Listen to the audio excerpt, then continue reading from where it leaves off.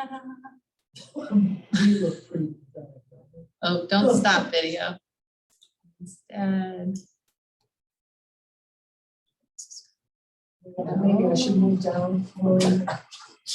I mean, it's kind of sad. Yeah, but I mean, I kind of wish there was more people here. I don't know. Do you have both lists? I do, yeah. Oh, okay, but, George, do you have both lists? Well, I have minutes from the last time, so I kind of have it. Okay. It's not looking good for a quorum yet. Can you guys hear us? Yes. We had some technical difficulties. We're still kind of coming up to speed. Yeah, sorry, the directions for connecting down here weren't obvious to me.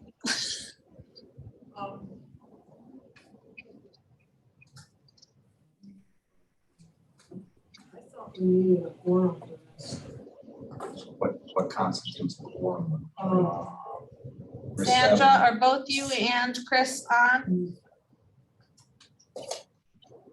Seven. Well, you're 7. or- Can't hear you if you're talking. I don't. Can't hear you at all.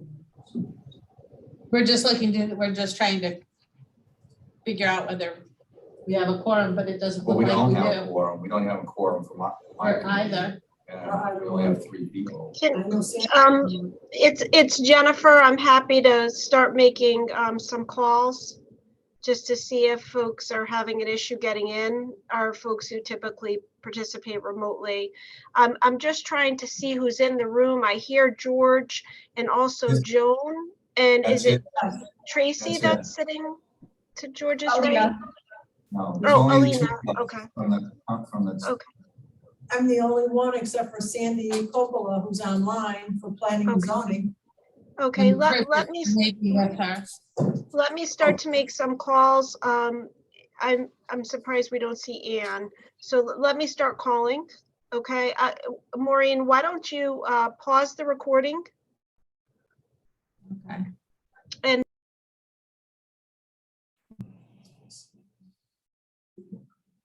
I believe that gives us a quorum, and yes, we'll turn the meeting over to start with Commissioner Miller. You don't have agenda, so I have to bring up.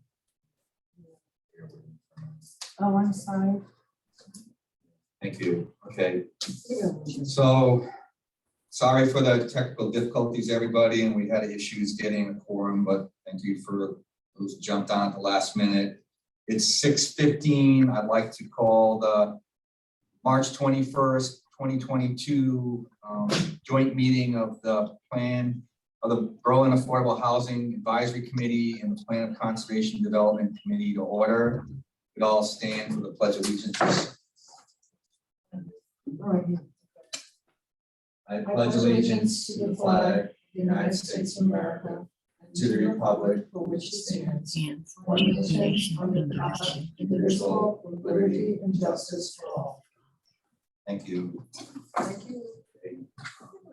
We could take roll call. You want to take it? Or you have it? I do. Okay. Don't mind. Ms. Falco?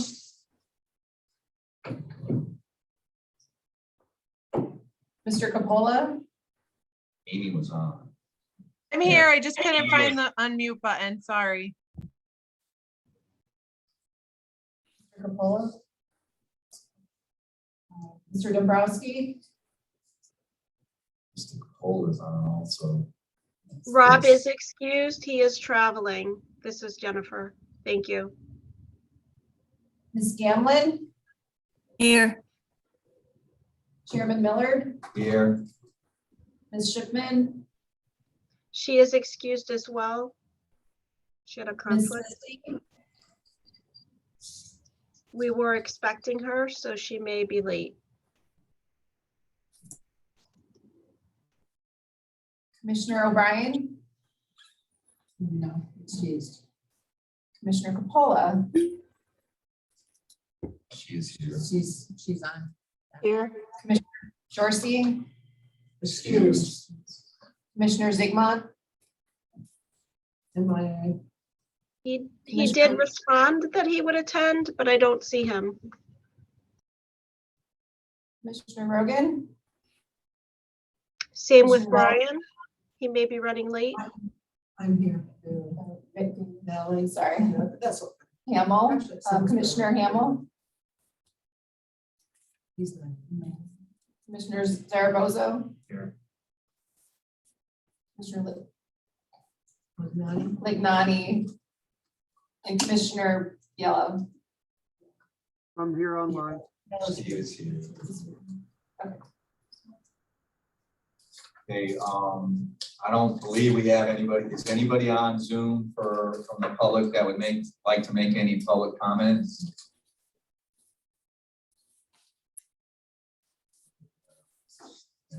All right, Jennifer, I'll turn it over to you and I guess Francisco to review and discuss the draft of the affordable housing plan. Sure. So good evening, everybody. Jennifer Capola, counsel for both the committee and the commission. Happy to see everybody again tonight to talk about this important topic. So we are going to focus principally tonight, as you can see from the PowerPoint presentation that's on display.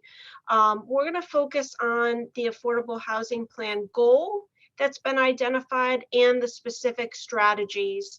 The committee did meet and go through elements of the plan and are very much looking forward to having the input from the commission on the identified strategies to meet the goal. So I am going to turn it over to Francisco. I know that all of you have received a draft copy of the affordable housing plan. We do expect that there will be revisions made coming out of the meeting tonight, so another copy will be circulated. But if there are any other portions of the plan, if time allows that you'd like to go back and review, we can go through the community value statement. We could go through the history of affordable housing. Any questions that you may have about the housing needs assessment or the land use and zoning assessment portions as well. But at this point, at this juncture, we do want to focus on the goals and the strategy, or the goal, the single goal, and the strategies to implement that goal. So to meet that goal. So Francisco, I'll turn it over to you. Thanks so much. Thank you, Jennifer. I am going to, can Francisco? everyone see my screen? Francisco, this is Jim. Jim.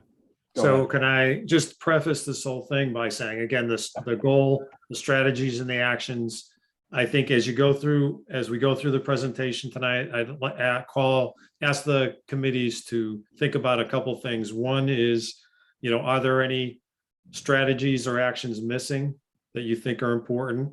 And then in terms of the strategy, particularly the actions, are these actions that you are supportive of including, action by action? And just to provide background, I think clearly these actions, most of them are in the form of evaluating an action. And that's because these topics require further detailed study.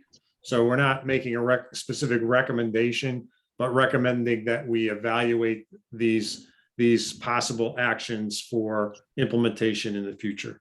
So with that, I'll turn it over to Francisco. Thank you. Thank you, Jim. Jim and I had talked earlier today about him giving that prelude to the presentation, and then I blew right by it. So thanks for stopping me. Can everyone see my screen? Yep. Okay. I'm going to leave it in working mode. That way, as we get into some of the strategies and you have comments, I can type right in the notes section, and we're capturing it all right in the presentation. All right, our agenda this evening, it's pretty straightforward. We're going to revisit the plan goal, and as mentioned, we have one overarching goal. Review the strategies in support of that goal, and the action items that support those strategies. And then we'll talk about next steps. So our affordable housing plan goal is to achieve the development of additional affordable housing units in Berlin that will meet the needs of all town residents and will result in a total share of affordable housing that exceeds 10% of the town's total housing supply. Does that make sense to everyone? Is everyone still on board with that being our big goal here? Okay, yes, I'm not hearing anyone objecting, and the people that I can't see are nodding their heads, so that's good. Okay, and I know we've talked about this before, the way we're organizing our implementation plan, which is really the most important piece of this plan, is with an overarching goal, which is in front of you. The strategies, which are basically what's our approach to achieving this goal or working towards it. And we have a few different strategies. And then specific action steps that comprise those strategies. And some of those action steps work towards as part of other strategies as well, but they all work towards this goal. They all support this goal. So the first strategy is to provide more affordable home ownership opportunities. And that is comprised, so how do you do that is the question, right? And that's where we get to the actions. This is what we do and how we plan on doing it. The first action is to explore partnerships with organizations such as Habitat for Humanity to construct affordable home ownership units. And I'll read all of these, then I'll pause and you let me know if we're moving in the right direction, if there's anything we should reword, add to. And for this particular strategy, you're looking at all of the actions we have identified right now. Our third strategy spills over on 2 slides, I believe, but these are all the actions for this strategy. The second action is to evaluate town land that can be made available for the creation of affordable ownership opportunities. Evaluate zoning strategies that would facilitate the creation of deed-restricted affordable homes. For example, encourage neighborhood affordable housing developments. So what do we need to do within the zoning to encourage that? And finally, to evaluate whether financial incentives, such as tax abatements, should be developed to further create affordable home ownership opportunities. Any questions or comments? I have a comment, and this is Joan Beely. Go ahead, Joan. Yeah. And and I'm going to talk about the second point that you have there, which is evaluate town land that could be made available for the creation of affordable home ownership opportunities. Now, I know that this was sort of brought up at the last meeting that we had, the joint meeting, and I've done some thinking on this, and I'm not sure that I fully support that. The reason being is that a lot of the town properties are bought for very specific reasons, where they've been dedicated to town in response to a development. I'm not comfortable with taking town land and deciding to make that into some sort of housing project, because it's bought with taxpayer money and it's bought for usually the idea of open space, greenways, walking trails, outside recreation. And so I'm having a problem with that. Furthermore, I'm also having a problem with the fact that by opening up town-owned property, we may be, and I'm going to be careful how I say this, we're going to be encroaching on wildlife that's already been encroached upon.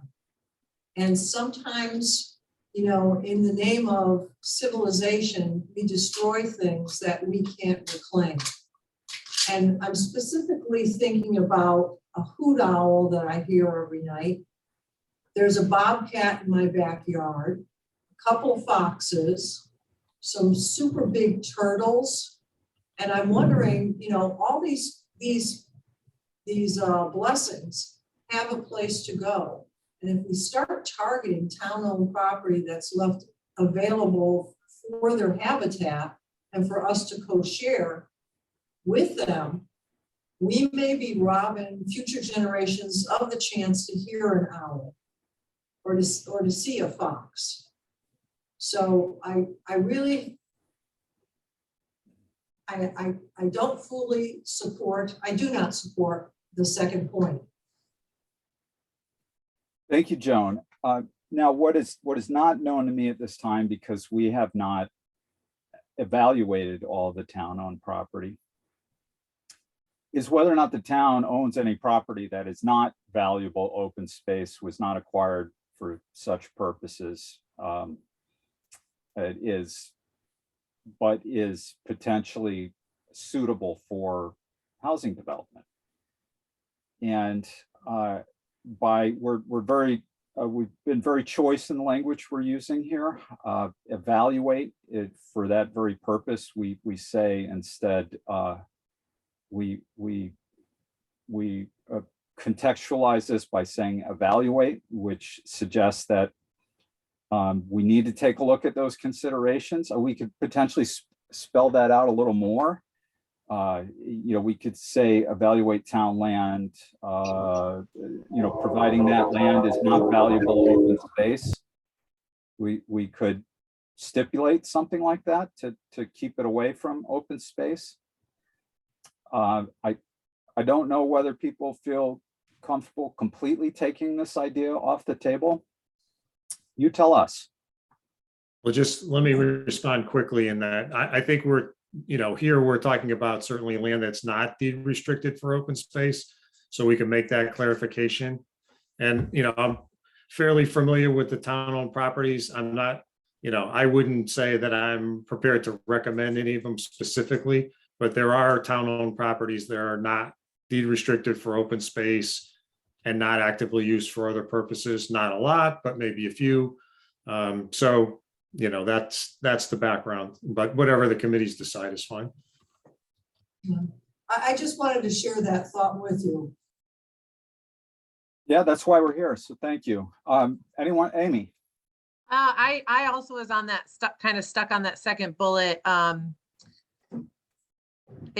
For me, it needs to be a little more specific. Evaluate town controlled land or town owned land that could be made available. But then reading the whole thing, the header of this slide is provide more affordable home ownership opportunities.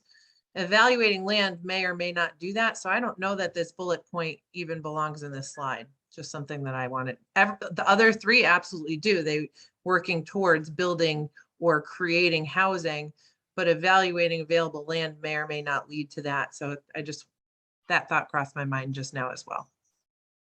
So this is George Miller. I guess I would just liken to like, I don't know if there's any town land that would be usable, and that's why it's evaluate.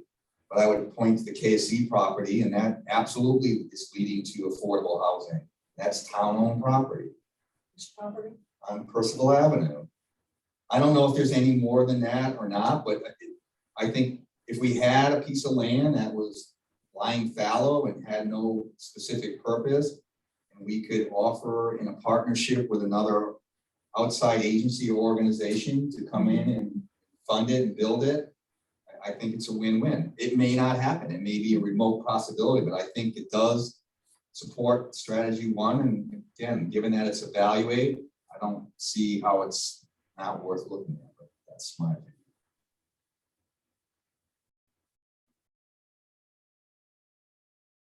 This is Chris Capola. Can I speak? Please do. Yes, go ahead, Chris. You know, my consideration is the same as what Mrs. Daly had said.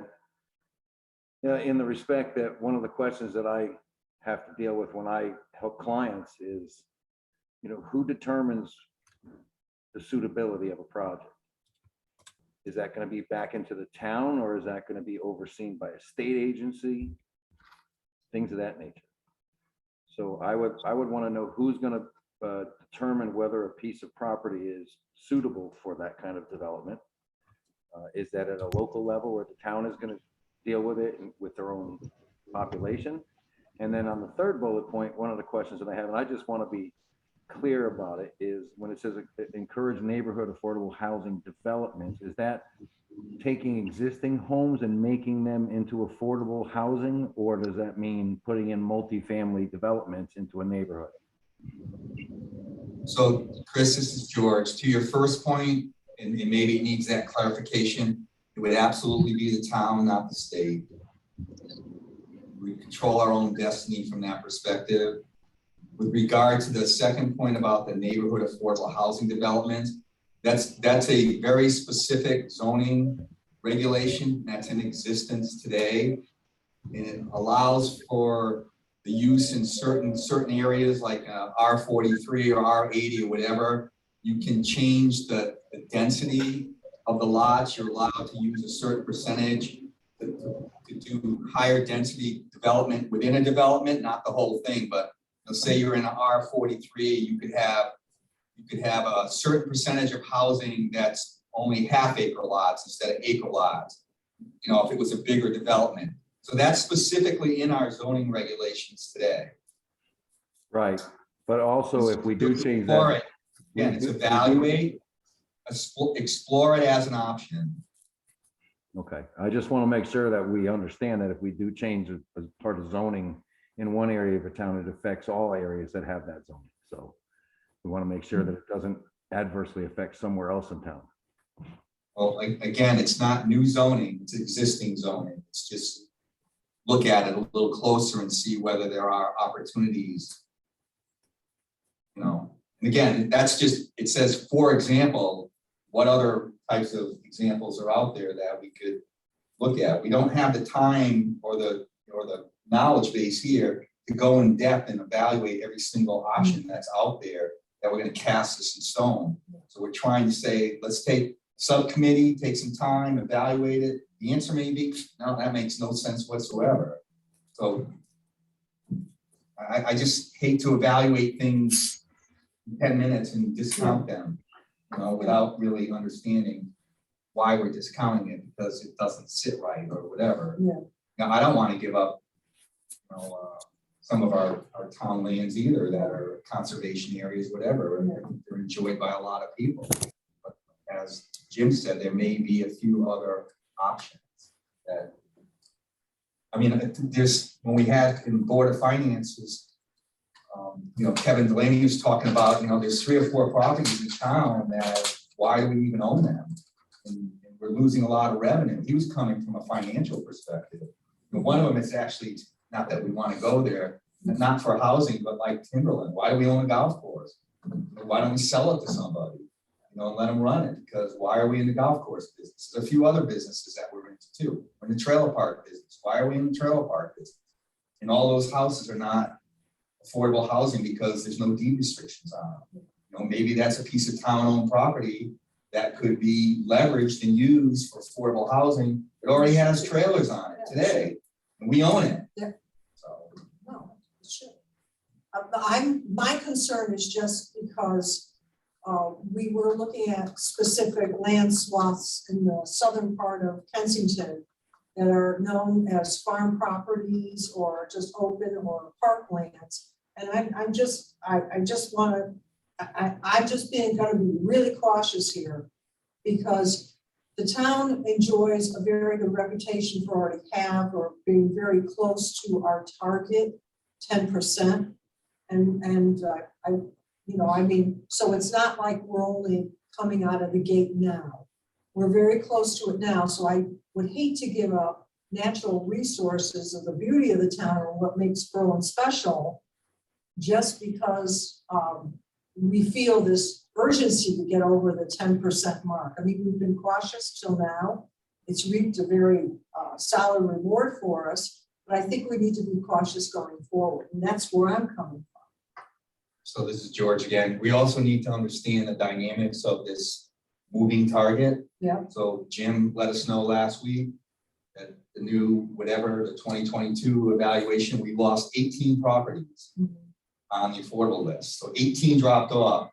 And these are the houses that were under CFHA mortgages. and they were sold and people didn't take that type of mortgage, so now they're off the list. Also, the new census is gonna change the numbers too, because they're gonna raise our numbers. And that percentage, that 9.2% or 9.03%, that number is going to shrink. So that's the dynamic of what we're living with too. And Yeah. somebody comes in and builds, you know, a 20-unit, all non-affordable, single-family housing unit, then our numbers go down by 2, right then again. So every single new housing development that goes up that has no affordables in it, our numbers are going down. Yeah. So there's a lot of pressure on that number. Yeah, and I think it's, I'm disappointed that the houses fall off of that consideration.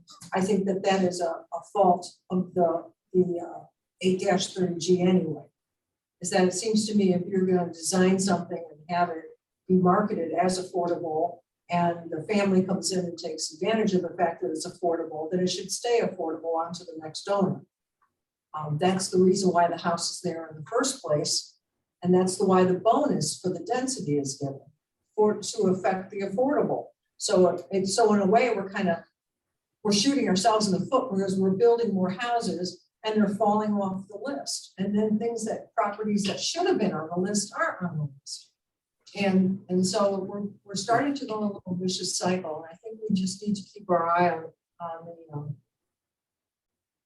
we just need to keep ourselves level at this point and just not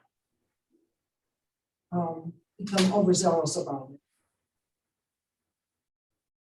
And That's my- to Chris's point and concern, as a reminder, one of the reasons why we are aiming at being above 10% is because when you are below 10%, you developers can bypass the town zoning regulations, and you will have little to no control over the development that is built, where it is built, and what it looks like. And Yeah, that is our incentive. Yeah, I understand that. Yeah. But there's a lot of other towns that should be shaken in their boots besides Berlin, because we're way up there at that mark. And it just, I never liked to be pressured or threatened. Yeah. And I will resist that. Right. From the state's perspective in 830G and what it enables, there's no difference between 9.9 and 0.0 though, with respect to what developers can do, provided you're not in a moratorium. So that's the incentive. That's the urgency behind being well above 10%. So that's not a concern at all. All right, I don't want to. Yeah. Well, we understand, Joan. Yeah, you I don't. want to make sure that we keep this moving, Yep. this meeting moving. So I don't want to get caught up on Okay. this.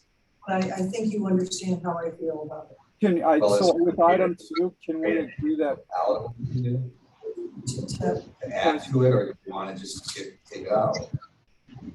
Well, Yes, I would like to eliminate it, but if that's not going to be, why don't you could say explore and evaluate, maybe that would be a little bit gentler. I don't know. Peter, what do you think? I'll ask some other people to participate. Don't have an opinion. I don't want to remove it, but I see your concern, and I do agree with it. I don't know if the wording could be said that it's. Amy, I think you're trying to get a word in. Yeah, I just have one other thing on bullet point 3, neighborhood affordable housing developments.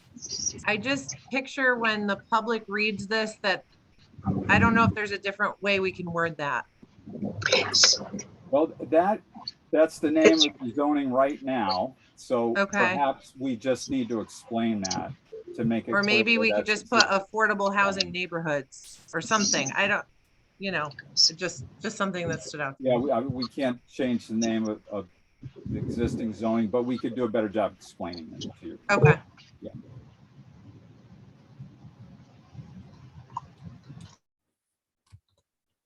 Okay, so I think we've agreed, understanding Joan's concerns, and not just Joan, that you will be comfortable with us maintaining the second action item, provided we caveat that with some language about ensuring that town land that is valuable open space is not used for housing. Is that acceptable? Yes. Okay. All right, good. Well, let's move on. And I know it took us a little while to get through that, but this is incredibly important. We have to do this work for us to move this process forward. All right. Strategy 2 is to provide more affordable housing for seniors. We know Berlin, like most communities across Connecticut, has an aging population of baby boomers who would like to remain in the town, but perhaps cannot afford to remain in their single family 3-bedroom home and are interested in downsizing. And if they're able to downsize and stay in town, that home is freed up for a family. And that makes housing more available and potentially more affordable. So it's very important to accommodate seniors and, and particularly for that housing to be affordable, because many of these seniors are, of course, on fixed incomes or low fixed incomes. So the first action item is to continue to support the Berlin Housing Authority project approved by the Planning and Zoning Commission to build 50 units of low and very low income senior rental housing at 143 Percival Avenue. And the town has an option to sell that site to the Berlin Housing Authority for $1 to support the project. Jim, do you want to give any more background on this? So, we tried to spell it out here, right? The town owns some property that the Housing Authority could build on, and it is just a matter of transferring it. And so we'd want to fully get behind that with the plan. The only clarification is there was some question about whether this project is going to be elderly. And I think I stated at the last meeting, at this point, that's what it's approved for by the Planning and Zoning Commission. That's what the option with the town specifies. So at this point, that's what the project is. And I think the commission, I think we're supporting that through this statement. Okay, any questions or comments on that? And Ann, go ahead. as a senior, I would support this. I think the language is good. If we can be sure that it's for seniors and not a mixed use for younger, Right. younger families, we'd appreciate that. Okay, good. The second action is to evaluate adding other for-profit and non-for-profit organizations to the provision in the zoning regulations that allows the Berlin Housing Authority to build senior housing in single-family residential zones by special permit.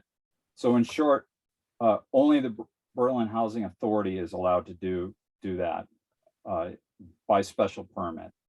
And this is proposing taking a look at opening that up to other organizations to build similar type of housing in existing single-family residential zones.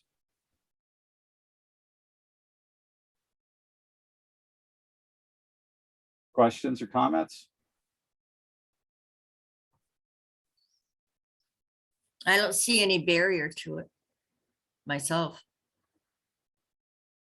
Okay. I'll be honest, I would need more information on that.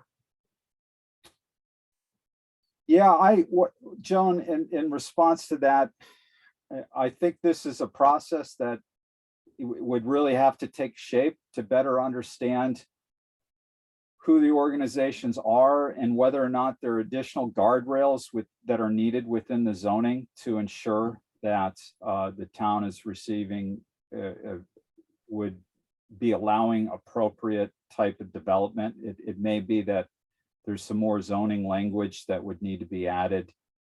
Right now, the Housing Authority is allowed to do this. Obviously, they have a limited number of properties, so it has not been a tool that's been heavily used.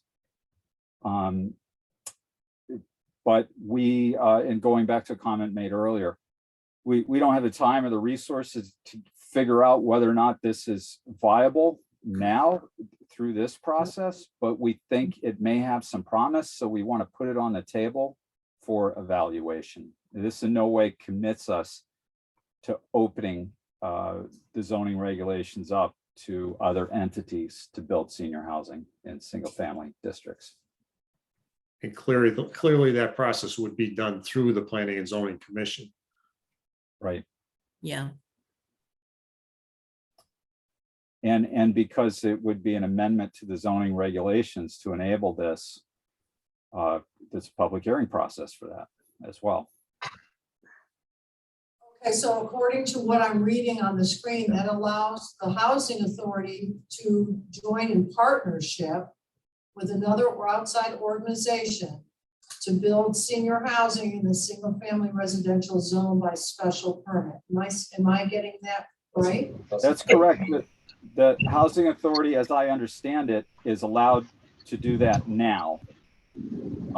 This would open it up to non-housing authority organizations to build that type of housing by special permit in single family residential zones. Not necessarily partnership. But that remains to be decided.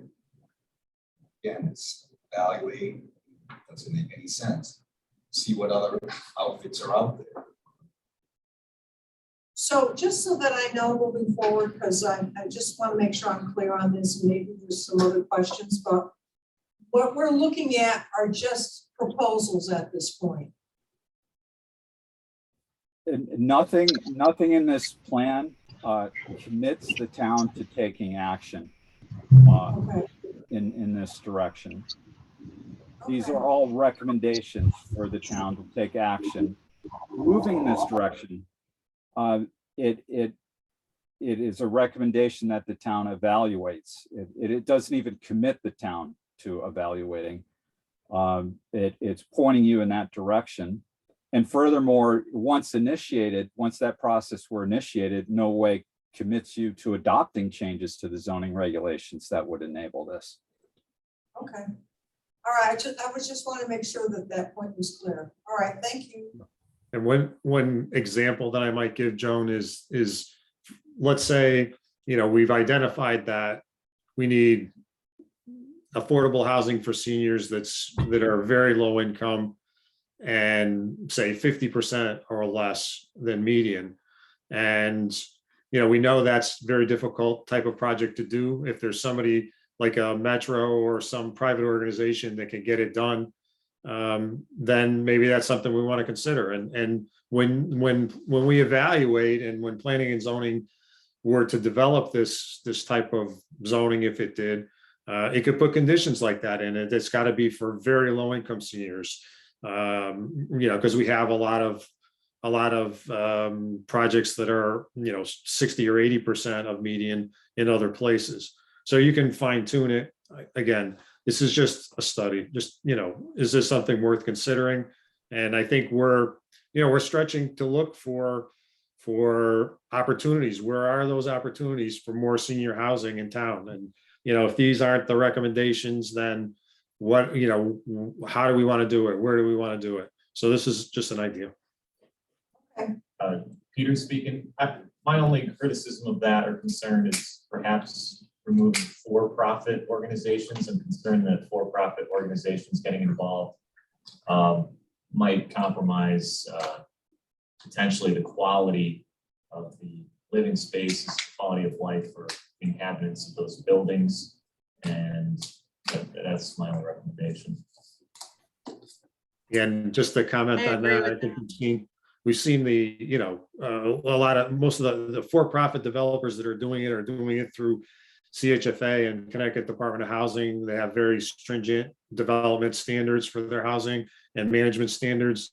And I think we've got a lot of good examples in Berlin of well-managed for-profit. Again, you don't have to follow this recommendation, but I think that's that's the thought process.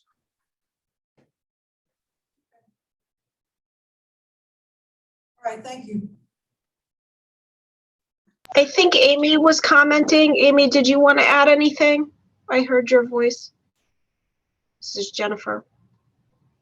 I was just saying, I agreed in taking out the for-profit and not-profit, nonprofit verbiage. I think it's a little bit too, like, it just means organizations, really, right? So I was just in agreement with that. And can we all agree now that we'll just get rid of the for-profit, nonprofit, and organizations is sufficient? I agree. Okay, Yeah, there, clean up. I'm always in favor of cleaning up language. okay.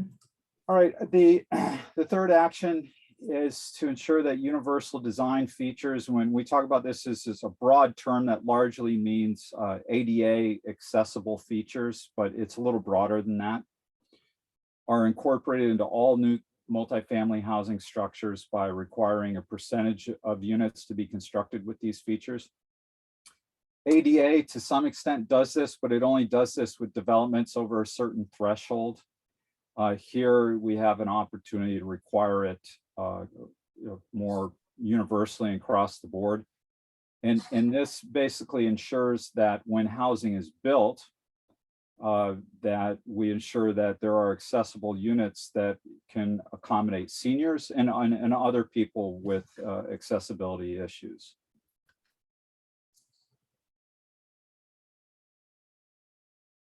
Does that make sense? It does.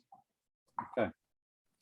And the fourth action is to proactively lobby state and federal representatives to help add funding for the various projects and improvements and needs that the town has with respect to affordable housing. This basically comes from our interviews with several developers. Affordable senior housing doesn't happen without subsidies from the state and or federal government. This is like beat the drum. You know, we've got to be beating the drum with our state representatives, our state senators, our federal, our congressmen, congresswomen. Yeah. We just got to keep. It's going back to the state with 30G and say, you threw this on top of us, and you're not helping. Yeah. You know, so you're again unfunded mandates from the freaking state again. You know, causing us to do things. You're not willing to help us out at all. And going, this isn't going to happen. Just point blank, not going to happen. Yeah. You know, it's an acute need. So just kind of try to beat them up a little bit. I'm all for beating the state up. Sign. Okay, good. Let's move on to our third strategy. And that is to refine existing zoning regulations to better support affordable housing. And so we have a little bit of crossover here with some of the zoning needs that we already talked about. The first action is to review residential zoning districts for opportunities to add additional housing types or typologies that may not be allowed today. And here we're talking about perhaps 2-family, 3 to 4 unit buildings. Now this doesn't stipulate that it has to be affordable housing, but by virtue of the fact that we can allow for housing that is less costly to build and more affordable to own or occupy, we are adding to the supply of housing, and the supply of housing that is affordable regardless of whether or not it is designated as affordable.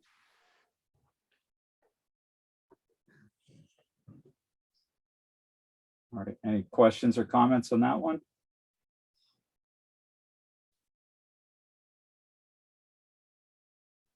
All right, the next action is to evaluate allowing mixed-use development with affordable housing in potential redevelopment areas at Webster Square and Ferndale Plaza. Are those the only 2 areas that we're considering, or should we add in redevelopment areas, comma, such as at Webster Square and Ferndale Plaza areas?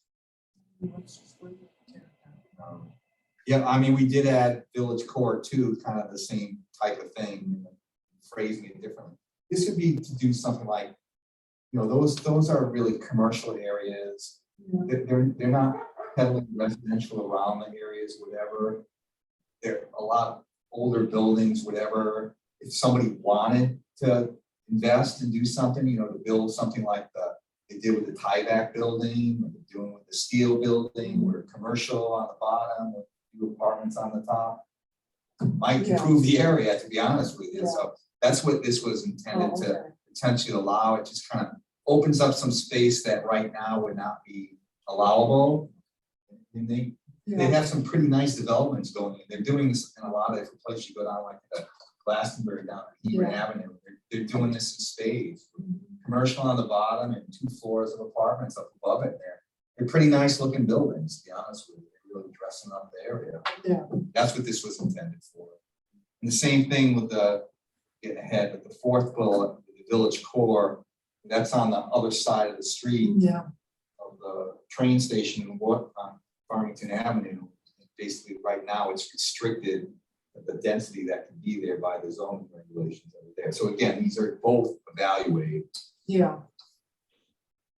Sorry, Francisco. No, Oh, no, I just. please, go ahead, yeah. Yeah, I want to go back to the first point, the review of the residential zones for opportunity to add additional housing typologies that may allow for the 2-family housing. The only reason I hesitate with that is because I know back in the day, it was wonderful. You could have the family all living together, the grandparents, the parents, and the kids. And then that all fell apart. And a lot of these buildings that are in towns with these 2 and 3 family housing or, you know, floors, they've fallen into pretty bad disarray. And I would hate to see that happen. I always find that people take the best care of a house is when they own it and not renting it. So I kind of, I'm not sure how I feel about that first bullet point.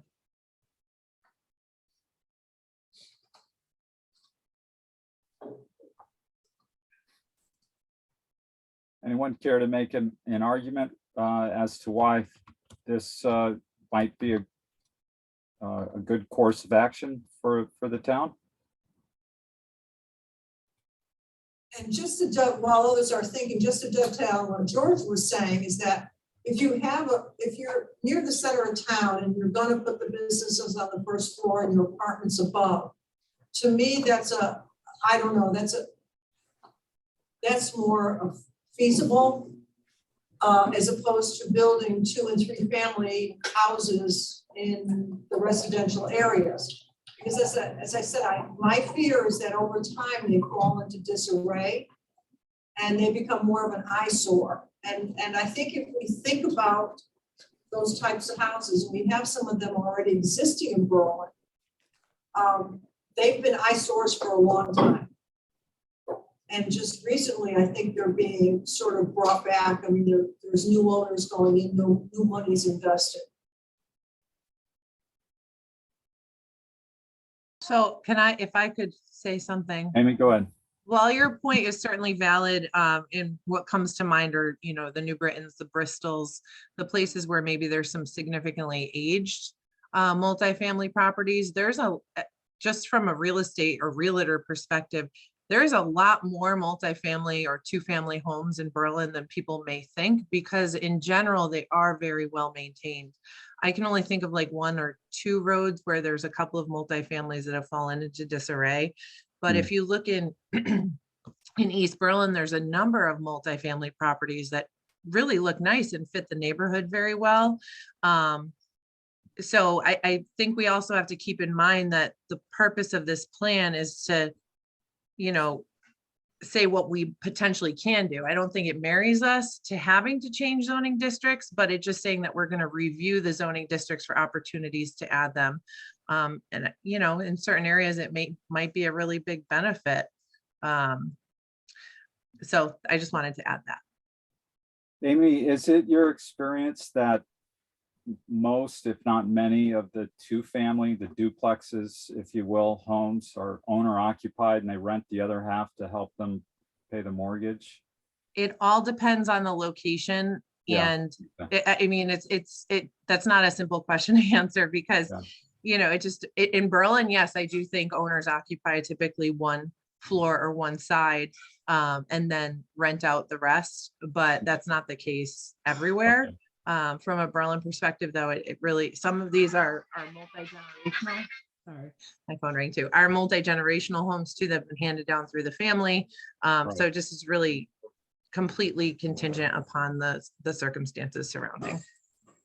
Well, let me ask you all this. If we were to remove the 3 and 4 unit buildings there, and just keep that option open for two-family, looking for more districts or areas where two families should be allowed, is that more palatable? They probably be duplexes more than likely, not the traditional first floor. Second Yeah, I mean, floor. they're not really being, they're not stacked anymore. They're not being built that way anymore. They're side by side tradition, and you know, for a long time now, mostly. I think that would actually probably fit more in the neighborhoods than the 3 and 4 unit buildings. Yeah. So should we do that? Should we just abandon the 3 to 4 unit buildings? I would. Yeah. Okay, let's do that. I had, once again, I hesitate taking something completely off the table because we still have a lot of work to do just to determine whether or not these ideas are viable. But if you're more comfortable moving forward with this, the idea of more opportunities for two-family or duplexes, then that's the language we'll use. All right, we've covered the first two. The third action, review the BTD. This is Berlin Turnpike District zoning. It lines most of the turnpike to ensure that the regulations adequately support the development of affordable housing.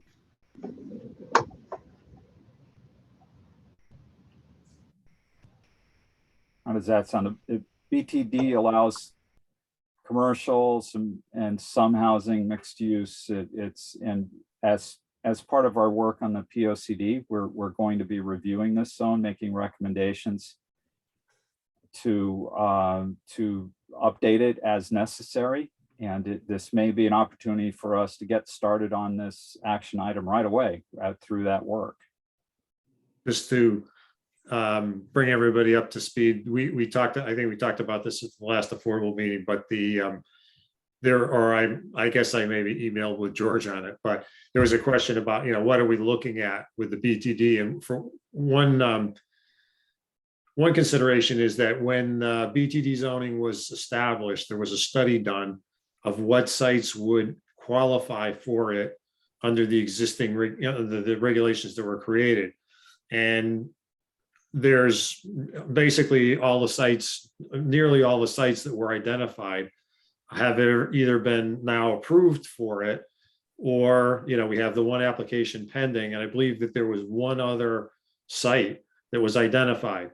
So if we're going to see this BTD zone as a strategy moving forward for affordable housing, the question is, do we want to modify the criteria for siting of the BTD zone to allow other sites to get involved?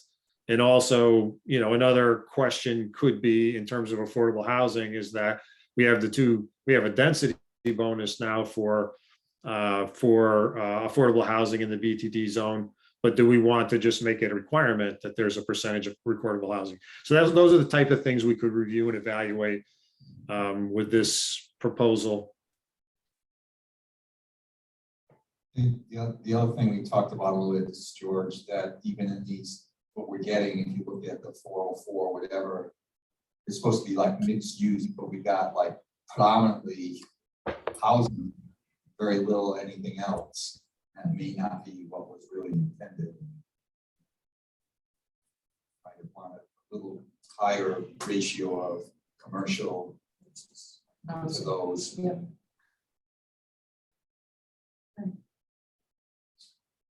Right, and that could all be stipulated within the zoning regulations.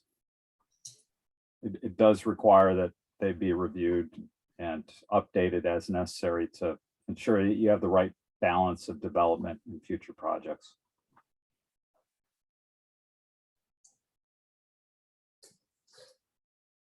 Okay, the last action item is to evaluate allowing greater densities and requiring less parking per unit in the Kensington Village Core 2 Overlay District, with the addition of a requirement that developments include an affordable housing component. So this is an incentive-based. Basically, you provide X percentage of affordable housing, and we reduce your, we allow you to build more units on the same lot and provide fewer parking spaces. Just point out to everyone that right now in the core area 1, we allow 26 units per acre. In the core area 2 across the street, we allow 6 units per acre. So there's quite a difference.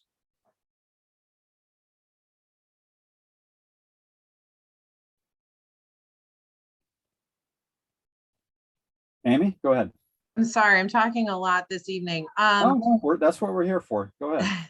So usually with, I think allowing greater densities is a great thing to do. Requiring less parking, I think, could be a problem. We don't really live in a town that you can walk to things or that has a strong bus line.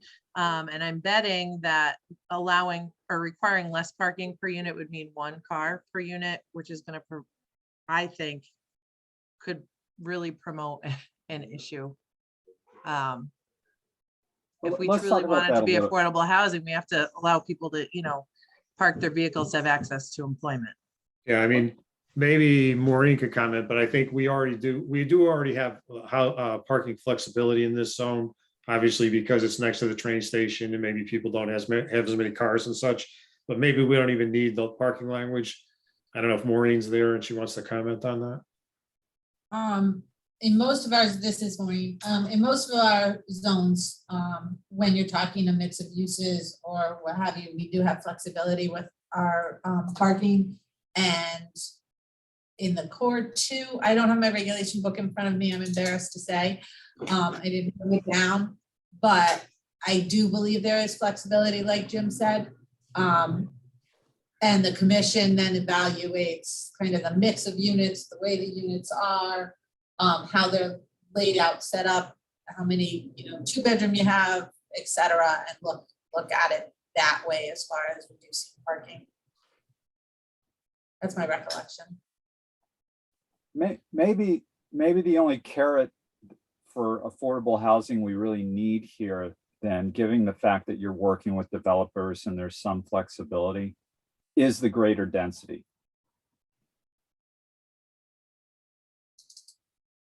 I think that's right. Okay, well, let's drop the. I'm sorry, this is Maureen speaking again, but I think that one of the things we do have to keep in mind is that the legislation last year also is looking to have us get rid of parking requirements in their entirety on residential. So if we can include our cognitive efforts and thoughtfulness in relation to parking, maybe it sends a message that it's something to be thought about instead of something to be dismissed entirely. And especially that's one of the legislative actions that can have the opt-out. And which I believe you'll want we don't want to dismiss it completely. We want to know what what this town needs so that we can determine whether or not, how far to go with the opt-out or not. Right. So just, yeah, go ahead, Jennifer. sorry, just for a quick clarification on that. So what the legislation says is that you will not require more than 1 space for studio or 1 bedroom, and no more than 2 spaces for 2 or more. So yeah, so that's what the legislation says. Just a point of clarification. Thank you. Oh, thanks. Thank you, Jennifer. And as Maureen mentioned, there is an opt-out provision so that This emanates from Public Act 2129, along with a bunch of other things that the state is basically going to say, we're going to set the standard unless you take action otherwise.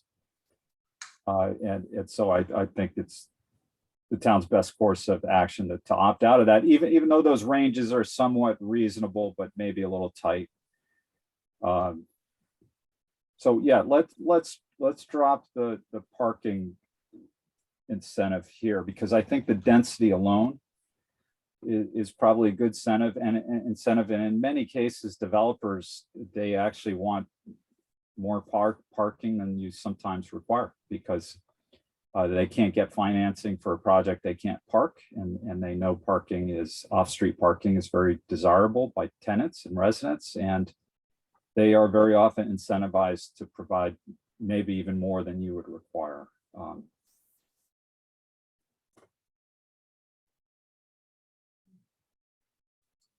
Okay, well, that covers strategy 3.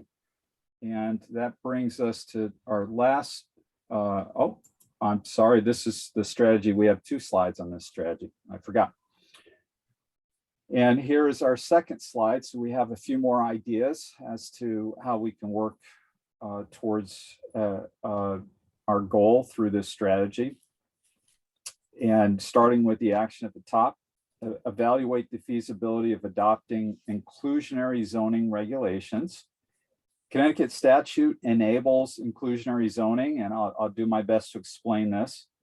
Section 8(2)I enables towns basically to require that a developer build affordable housing. That's what inclusionary means, and you could stipulate it over any development over a specified size, say 10 units or more, or 20 units or more, needs to provide X number or X percentage. And that's what inclusionary zoning is. And so here, what we're suggesting is that we take a look at this option, we evaluate it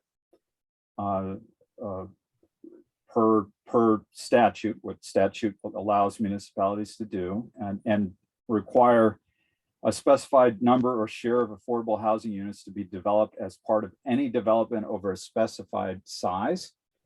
The state also enables a fee in lieu of program. So if a developer really is not interested in building the affordable housing, they can pay a fee, and that fee has to be directed into a housing trust fund. And that housing trust fund is reserved for use on affordable housing projects or programs across the town. So if adopted, the town would also likely opt to set up a fee in lieu of program and a housing trust fund. I could tell you there are very few communities in Connecticut that have adopted or implemented inclusionary zoning. Most of them are larger communities. One comes to mind, it's City of Stamford, right? It's our biggest city, or second biggest. And they have a very successful, what they call a BMR program, below market rate program. And they require, exactly as this describes, that any development over, I think, 10 units has to provide 10% affordable housing, something to that effect. And they have a housing trust fund that's paid into when developers don't build or don't build the required number of units. This would be a pretty ambitious undertaking for the town. So tell us now if it's way too ambitious and we should strike it from the list, or if we should keep this option open to evaluate it.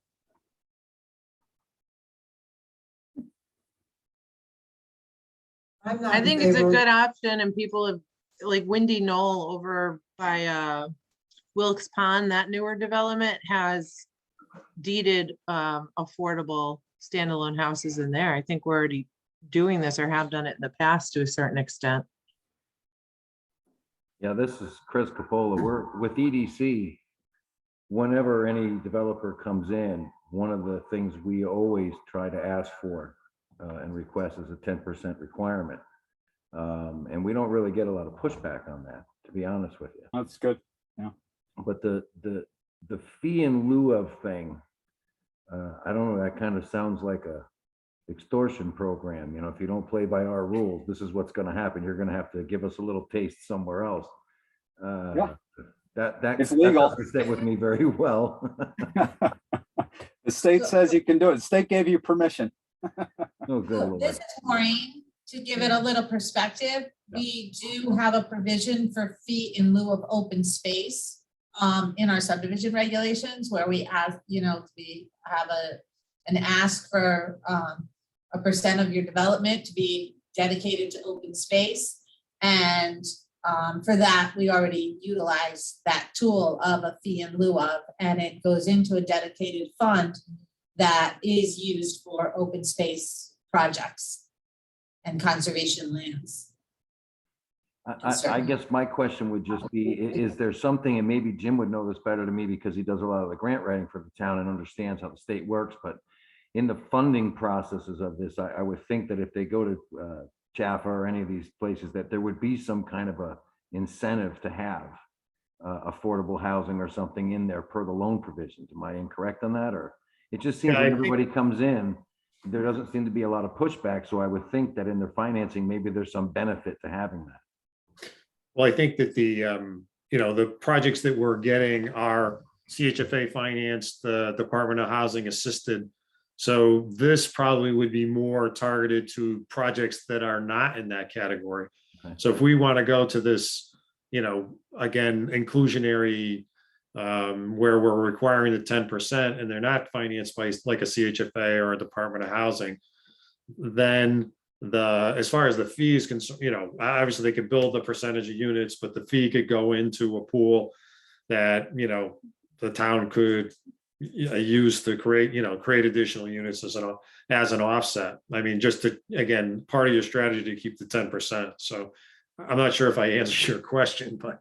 No, I think you did. And I understand what you're saying, a fee in lieu of. I guess my question would be, if somebody's privately financing it, in order to make the project work, would they need to have to run them all on a certain market rate, depending on the type of buildings that they're doing, development that they're doing? Would that put them at a disadvantage to someone who wants to get the Jaffa financing or so? Yeah, not as much Jaffa financing, but again, if it's a conventionally financed project, and we talked about that, I think, a little bit at the last affordable meeting. And one of the things I was pointing out is that this is, again, the recommendation is to evaluate, but if Berlin was to be the first only town in central Connecticut, Greater Hartford, to create this kind of requirement so that the developers have this additional cost in Berlin versus other places, that seems like a disincentive at this point.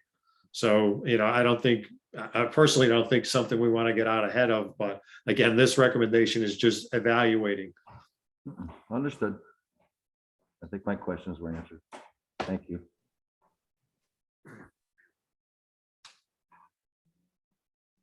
This is Joan Bailey from the Planning and Go ahead, Zoning Joan. Commission. Yep.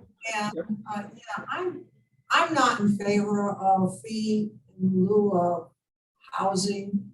I think that, I don't know, I have a problem with, as Chris Coppola said, the state's allowing us to sort of extort funding from the developers.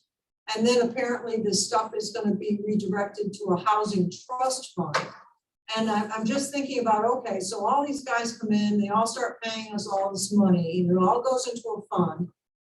Who's going to keep an eye on this fund? Who's going to make sure that the hen house doesn't get raided? And it seems to me that we're just sort of looking for a management kind of nightmare at the other end. So I'm not for it. I think it's just more bother than anything else.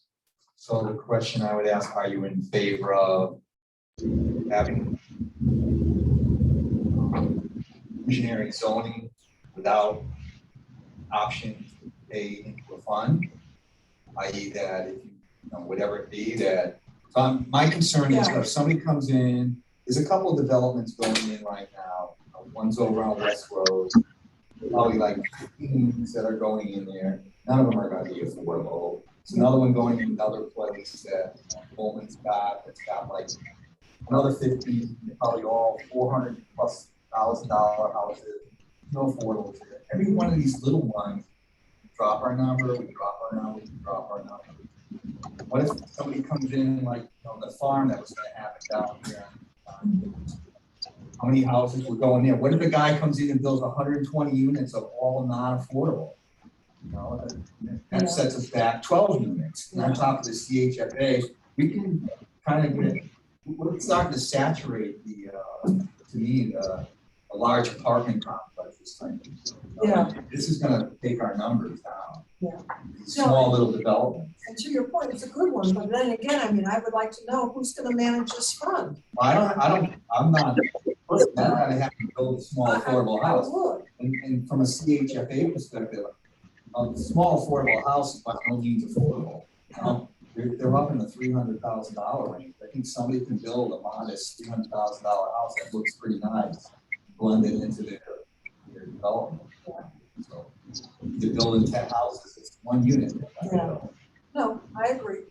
So I can see not doing, and again, this is evaluate. I don't think we need to have that language in there right now.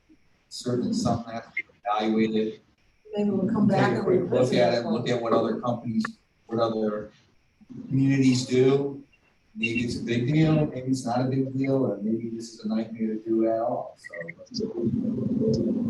I would say strike that part of it, just so people don't read it and get all excited about it. And just say, let's evaluate the other aspect. Yeah. Sandra is trying, it appears to be trying to say something, but Sandra, we can't hear you or understand you. Is this any better?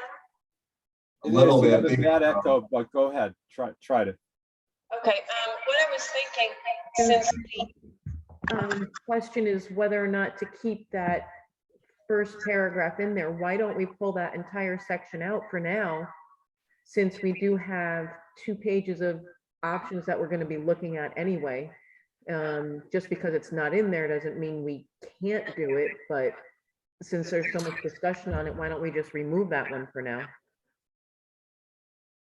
You're talking about removing the whole bullet point? Yes. Okay. Again, I'm not sure we're in disagreement about the first part of it. It's the second part that the issue seems to be, the fee in lieu of, seems to be the issue. No, I understand that part of it. Sandra, you have 2 mics open. That's what's creating that problem. So if you could close one of them, I think we'll be able to hear you. Sorry about that. There you go. Much better. Well, again, I think it goes back to if you don't have that section, that second part in there, and you only adopt the first part, are we now really limiting our developers with no option?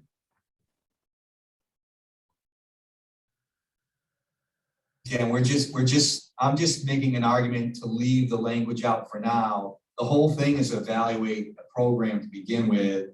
And because, it's getting excitement, let's just take that part out for now.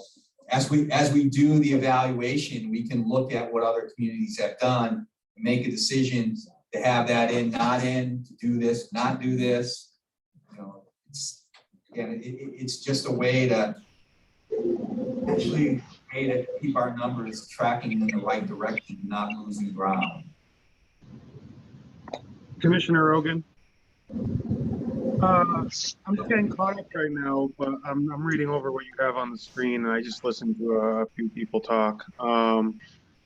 My worry would be, I don't know what the margins are, but sometimes I know some developments can have, smaller margins than you might imagine.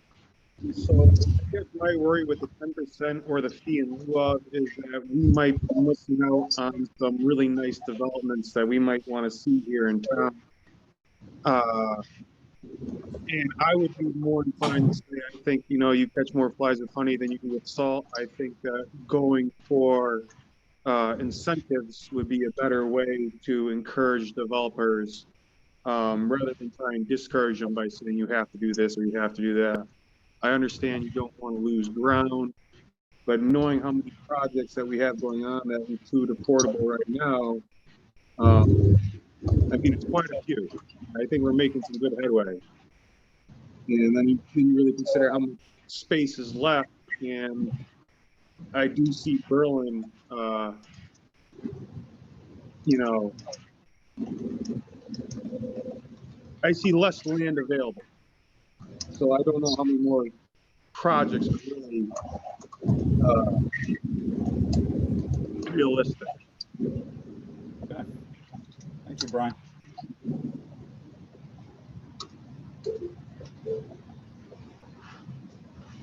All right, keep it or drop it. I need to know. It seems pretty even, doesn't it, Francisco? We're pretty split. I'll throw in my hat for taking out that a fee in lieu of, starting there, leaving the first part, taking out the second one. That's what I think should happen. I'll tell you what, we'll put it in the next 5-year plan. How's that? Okay, let's drop it because we don't have a majority in favor. So, okay. Put it in the 2027. That leaves us with consider offering local incentives, including tax abatement for affordable housing projects. Thoughts on that?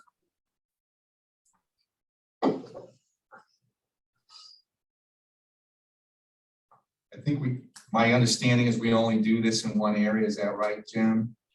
Well, right now we just have a policy relates to mixed use projects. So just the straight affordable housing projects, we don't provide a tax abatement. So this would be again, evaluation or consideration of expanding that incentive to the affordable housing projects, which seems fair. Okay, so I have a question. So does that mean that if a developer comes in and builds a housing project that has the affordable housing element to it, does that mean the tax abatement applies to the entire development? Well, it's we would develop, we have a tax incentive policy now. So for example, right now, for the mixed use projects, we've approved tax abatements for projects that are mixed use that have residential components that don't have any affordable. So it applies to it could apply to the whole project, or you could change the whole whole tax incentive policy and say, just apply it to the affordable. The range of options is there to evaluate, but right now we're already providing it to non-affordable or, other not price restricted housing as part of mixed use projects. I don't think It's so. just a look at it. It's not saying what kind of It's a look at it. incentive, it's just saying, look at whether developing a policy and what that policy could be. All right. Would be where you would be going. Okay. Next is to evaluate potential changes to the accessory dwelling unit provisions of the zoning ordinance. Accessory dwelling units are currently allowed. It's very strict. I believe it's restricted to a family member over a certain age. We want to take a look at that. Maybe there's more, maybe it should be less restrictive and it should be allowed, for rent to anyone, not just a family member. So this is Maureen speaking. I just want to clarify for a second that the Planning and Zoning Commission has already asked staff to do some looking and evaluating at the accessory dwelling units. So just been making the point, it's already something we're evaluating. So I'm thinking it should probably stay in there because we're working on it. And again, in response to public act. 2129, yeah, which would, 2129, unless so- opt out, would mandate that you have to allow it everywhere. So there's the very simple way of looking at this, it's Jennifer, is that you're not going to end up probably taking any action on it before June 1st. So I say keep it in. I'm sorry, that was my point. Yeah. Okay. I agree. Okay. Evaluate potential changes to the PDD district to provide specification for affordable housing uses. And what we're getting at here is that the planned development district doesn't specifically identify affordable housing as a allowed use. And here we could potentially require it or specifically allow it. This would be similar to what we just, we could have a somewhat of an inclusionary approach to the PDD district. I know we just got rid of inclusionary zoning. We have a range of options we could consider for that district, but at the very least, affordable housing, maybe that's something that should be identified as an allowable use. This is Jim. Just a couple of comments. One is for for information, plan design districts, kind of like, it would be special zone change for a particular property. You can envision for like larger projects where the essentially the developer would come in with a customized zoning proposal, and this provides them a process to go through that. And there's no, right now in our PDD's zone, there's no specified uses. So it's not like affordable housing's not, is not in there, but other things are. But I think what Francisco is saying is, we could create some language in that provision regarding affordable housing to kind of pave the way for affordable housing developments if we wanted to do it, or require, as Francisco said, make it inclusionary if they are included. It's just, it's a little bit abstract, but again, something we could evaluate.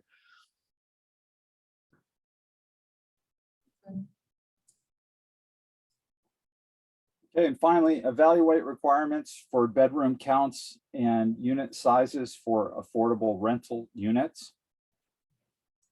And here the idea is that we would take a look as to what should be required of affordable units with respect to sizes and bedroom counts to ensure that you're providing the right range of housing from housing for seniors. Obviously 1 or 2 bedrooms is plenty, but you also want to accommodate families in town, so you need 3-bedroom units.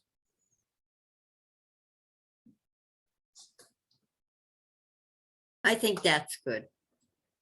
Okay. Yeah, we don't know what we need to specify required yet, but we know we should be looking at it. Okay, just a comment not related to the specifics, but these last 3 bullet items did not get into the draft. The document, yeah, thanks for mentioning that. The document has been in progress over the weekend and up until a couple hours ago. And so these got added. They got added in response to some notes or some bullet points that we have that are in the document as part of our zoning assessment that my firm conducted, where we pointed to some zoning constraints on the affordable development of affordable housing. And this is a direct response to trying to address the constraints that we identified. This when you get the next draft, I mean, I think beyond this, what we wanted to do is make it consistent, so that, as Francisco said, there were those bullet points identifying issues, but there was no response. And we also modified some of those bullet points to, I think, we had some, let's say, discussions about the bullet points in the land use assessment. And some of those have been modified or taken out. And then the ones that remain that we hadn't already addressed, that's why we added these 3 items. Yeah, my only comment, and I know it's the right thing to do, but we talked about it last time. The last one has a lot of implications that are hard to understand. If we start requiring 3 and 4 bedroom apartments and what it does to our school districts, but that's a real tough one. We don't have a lot of excess capacity in our schools right now. No, we have some, we don't have a whole lot. Students from Harvard and all these other places. And Sorry. I don't think we mean. I don't know how we deal with that, it's just a comment. Yeah, no, I understand. Yeah. You know. I don't think we mean to imply by this that we should be requiring more boardroom units, but rather we realize that maybe we don't want to leave it entirely up to the developer to decide what type of units he or she is providing, that we want to stipulate some sort of range or balance. Well, right now, we also have restrictions on, in some areas and some zones that, that limit the ability of the developer to make that decision on a market basis, and, limitations to the number of, 2-bedroom units, for example, even, and the like. So again, that's part of the evaluation, but that's kind of where we are today.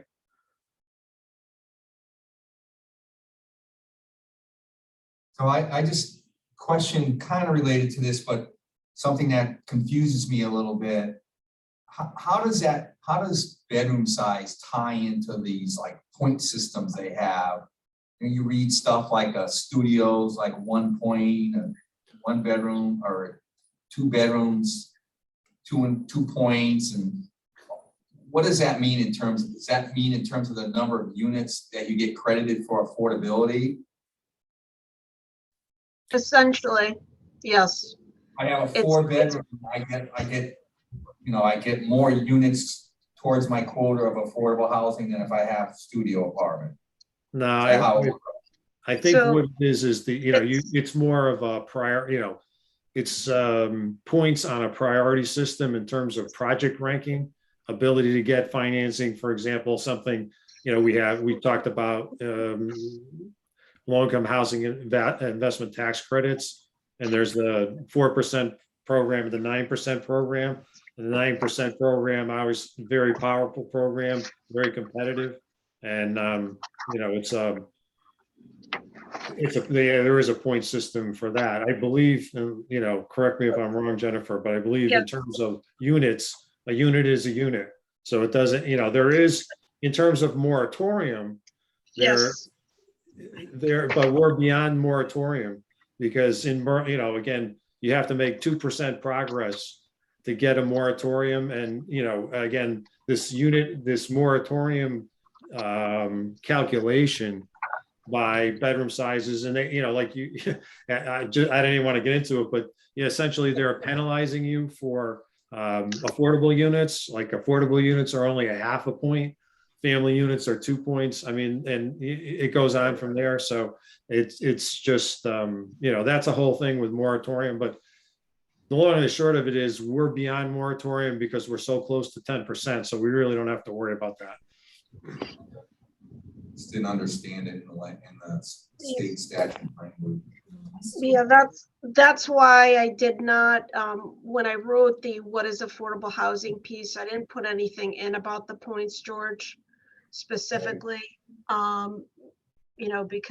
Because you're in the position that you're in terms of your total housing stock. So, but I could give you just a little bit more information about that. I'm happy to do that, to lend to your understanding with regard to it. Thank you. Yep.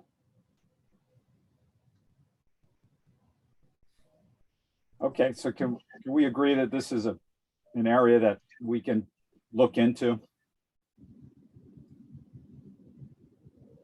Yeah, sure, I guess, yeah, we can I'm hearing no investigate. objection to that. Okay. Let's go on to our last strategy forward. I do have 2 slides for this. We have a number of action items.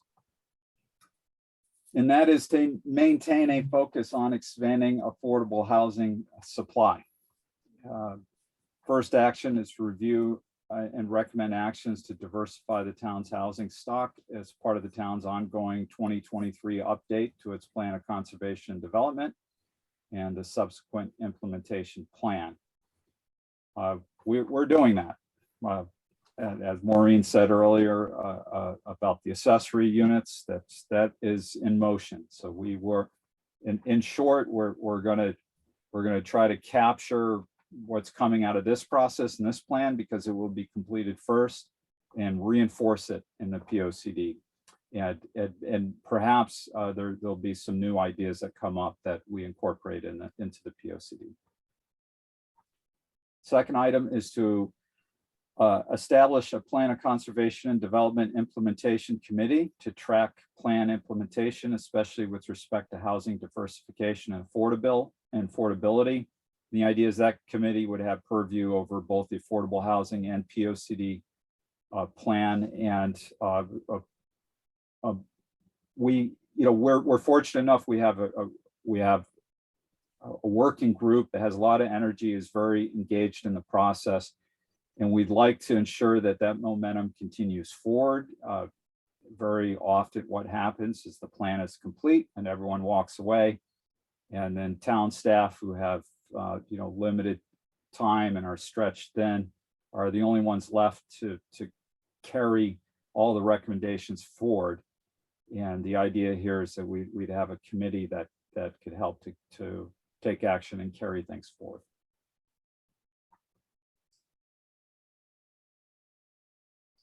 All right, can I ask about that Plan of Conservation and Development Implementation Committee?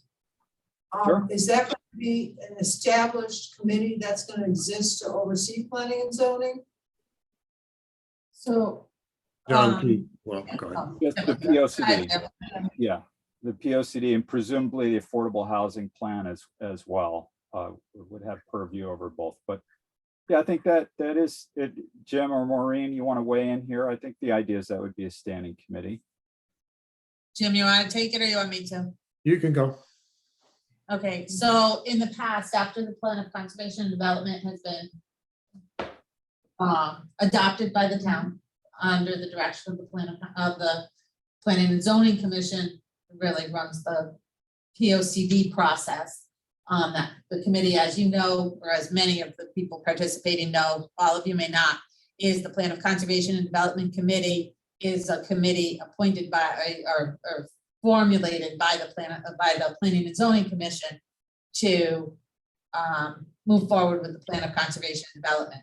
Once the Plan of Conservation and Development has been adopted by the town, in the past, we didn't do it in 2013, but 2003 had it, and I believe Jim told me the 1990s plan had it as well, is an implementation committee was formed.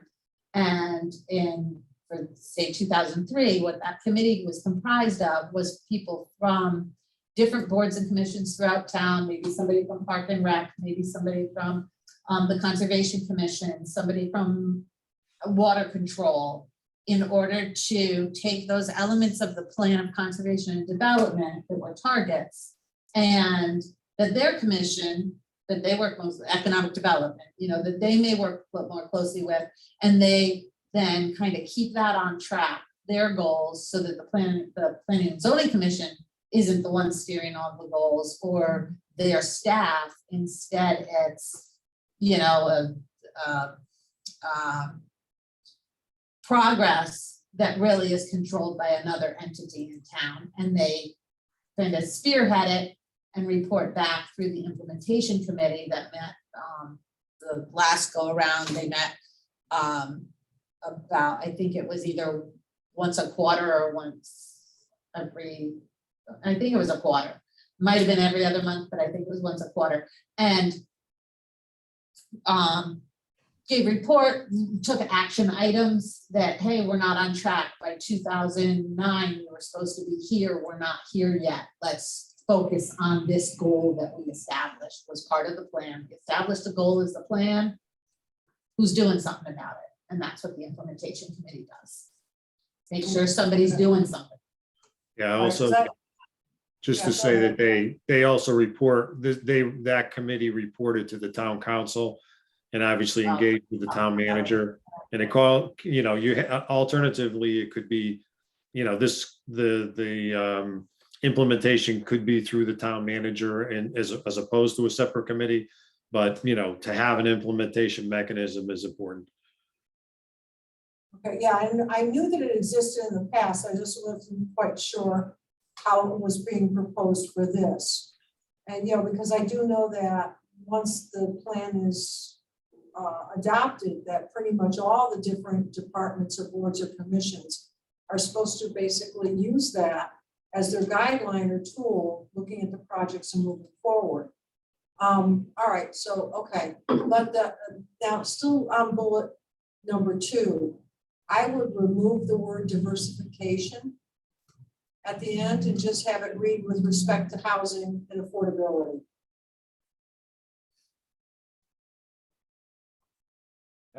Does everyone else agree?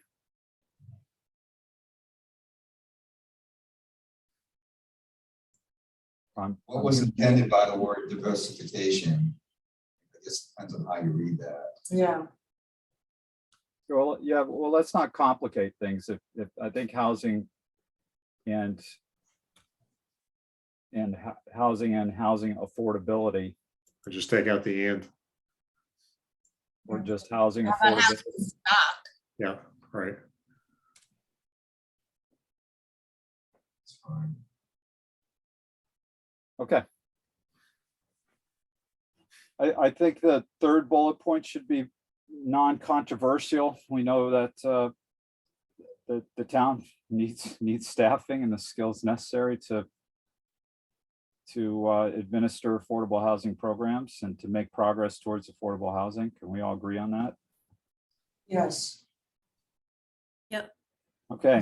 How about providing training to staff and to land use boards with respect to the affordable housing? I don't know. I don't really know if it's that necessary not for the members of the land use boards. And the reason I question that is because the land use boards, any board or commission is all volunteer. So to start putting on layers of training or requirements, I don't know, these people are volunteers and some of them already work, they already have jobs and, you know, they already are, you know, doing their fair share, so to speak. I can understand where that training should be available for the people who are actually working for the town. I mean, you know, the staff members.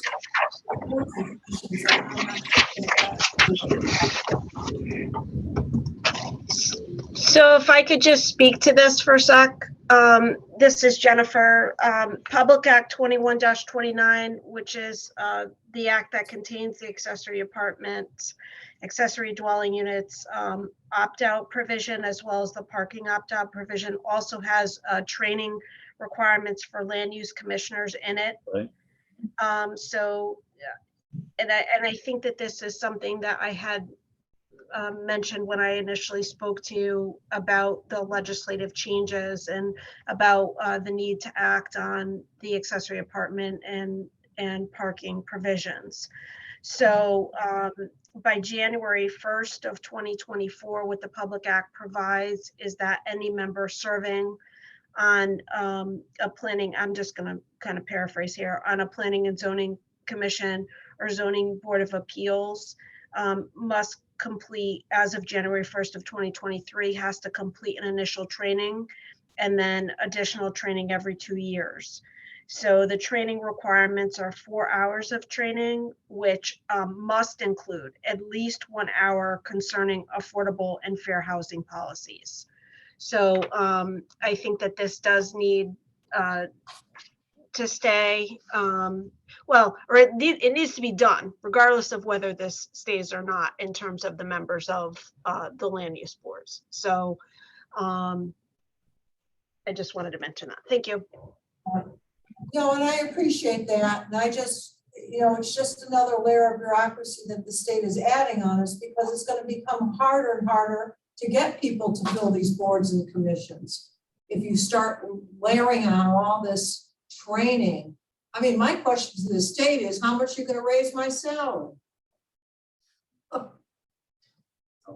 Yeah, they're going to double my salary. I'm sorry, I'm going to be cranky about this. you know, you spend all this time and effort, and I appreciate everyone being here, but it's just, it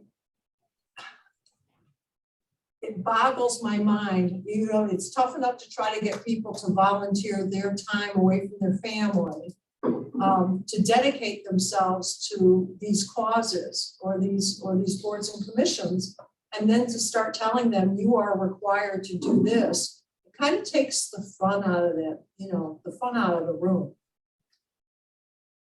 I don't know. Fortunately, it is what it is. Yeah, I know, but I'm being cranky about it. I'm gonna talk to my state rep about it too. Both of them. This is Jennifer, great. yeah, Maureen, go ahead. Go ahead. So what I'm wondering is, and kind of in response to Joan, as well as taking some of the provide affordable housing training, seems to put the burden on the town to provide it. I'm wondering if we can seek training on affordable housing issues or something like that. Instead of the town providing it, we can seek it out. It's being offered by a multitude of organizations and manners that the town doesn't need to provide it. I'm a little concerned with the word provide. Could also just use the word offer instead of provide, so then it becomes optional. Offer or seek out, or you know, the town has to seek it out so that it's there, or offer it. Yep, offer it, find ways to offer it. But you know, there might be a year that we say we need, you know, to less focus on affordable. We still have to do it, comply with the act, but perhaps we need to be focused on something else in particular that no one knows enough about yet, or needs to learn more about, I guess I should say. Commissioner Rogan, I Go ahead, almost think it redundant, seeing as the state is requiring us to do it. So I don't think that bullet point needs to be in there. I mean, if you're going to be on staff or you're going to be a member of the boards, you have to go through the training anyways. It's required. So I don't see the necessity of that bullet point. Jennifer, your thoughts on us keeping versus getting rid of this? You have a perspective on that? So it's acknowledging it. Basically, what I think it's doing is it's acknowledging the requirement, right, in that public act. So I think it makes sense to keep it, to me, because so that, you know, folks are aware that, you know, that the town's aware of the requirement. This is part of our plan. We have this educational piece, and I think it's appropriate to keep it myself. I think it's fine to keep it. Okay, well, let's keep it. I did change language to offer, and we're approaching 8 o'clock, so. I do have a comment about the next one as well, but I don't know if any of the committee Yeah, so members. the last action item here is to continue to require and monitor affordable housing implementation plans for all projects that have an affordable housing component, and go ahead. So my comment on this is that it is a very important, one of the things that I've noticed is that there is non-compliance with affordability plans in terms of whether it be if the developer it ends up being the administrator of the development, or whether they hire an outside company to handle administration. Oftentimes they fail to comply with the provision in the affordability plan of submitting an annual report to confirm maintenance of affordability at the project. So I think that this is very important, you know, the continuing to require affordable housing implementation plans for all projects that include an affordable housing component. I mean, it is, again, the affordability plan is a requirement by statute, but it's reinforcing the fact, and this is so important. And I've dealt with this a number of times in one community in particular, and it isn't just one developer, but they oftentimes don't submit those annual reports. Jennifer, this is George. Who do you typically see doing this? It is in the affordability plan. It's the administrator of the affordability of the project. So whoever is in charge of handling the application process, determining eligibility of potential tenants for projects. So that's in the affordability plan.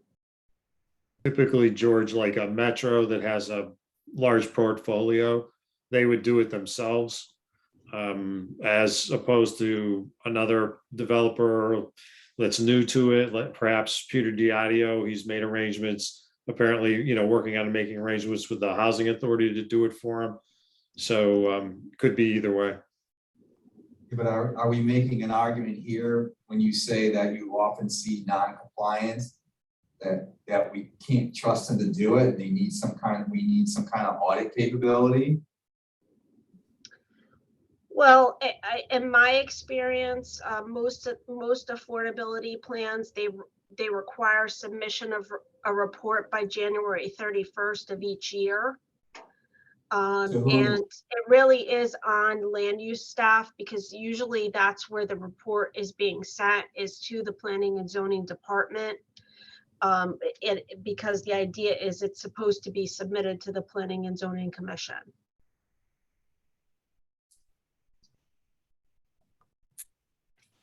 Okay, I'm still not clear on how this is actionable on whose part. That it's in our plan. I'm not saying it's a bad thing. I just don't understand what we're trying to get at here. Well, it's again, it goes. They're monitoring, so they continue to require to monitor their affordable housing implementation. But again, I'm coming to that point. You said you see a lot of non-compliance. So if they do a crappy job of it, the fact that they're monitoring themselves doing a crappy job doesn't help us. Well, the idea is, again, it says continue to require. So on the town's part, it's to make sure that, that the town is looking for that report at the appropriate time of year that the affordability plan requires it. So if this goes to maintaining your affordable stock, right?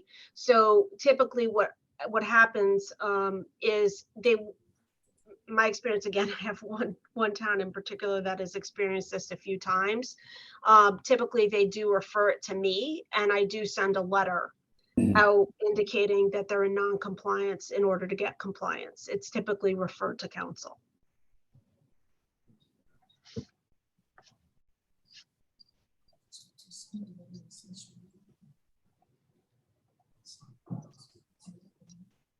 Okay, I think we can agree to keep this. Jennifer's experience, tells us that it's a good thing for the town to be tracking and monitoring. So I think we should keep it. And we do have one more slide, and it is 8 o'clock already. So let's move forward. This is our last slide of actions, once again in support of strategy 4. And that is to continue tax incentives for mixed use inclusionary projects. Jim already spoke to some of the tax incentives that are in place, and we talked about expanding them, but this reinforces that we should maintain them.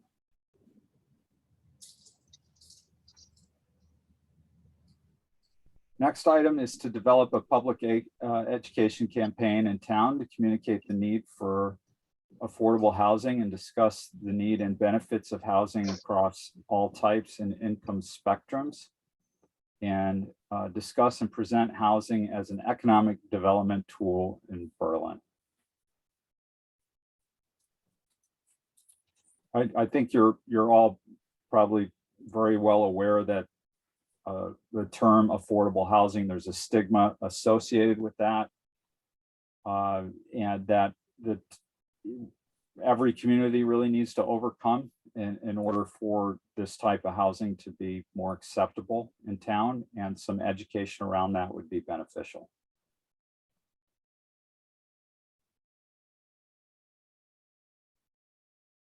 All right, next item is support the creation of most needed affordable housing for households at less than 50% of AMI.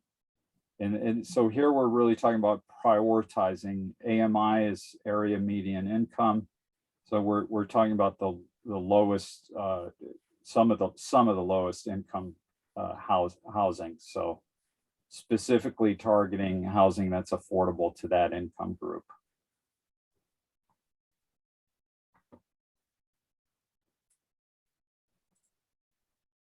Next is extend the required duration of deed restrictions beyond 40 years or make them permanent. And one of the issues we talked about is you have properties that are deed restricted that are coming off and the rolls, and you lose units that way. And this would ensure that they were within your inventory for 40 years or more.